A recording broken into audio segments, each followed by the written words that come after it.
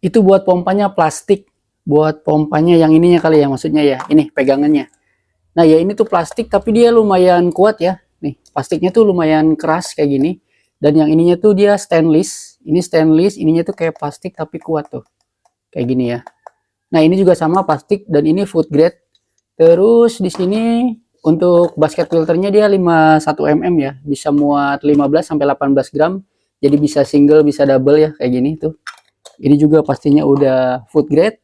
Ini juga food grade semua ya. Seperti itu. Nah buat teman-teman juga yang mau punya nih alat Tigo Presso Rocket ya, alat untuk bikin kopi espresso manual portable, gampang dibawa-bawa. Nah, gaskeun mumpung ready, Tigo Presso Rocket alat untuk bikin kopi espresso manual. Thank you.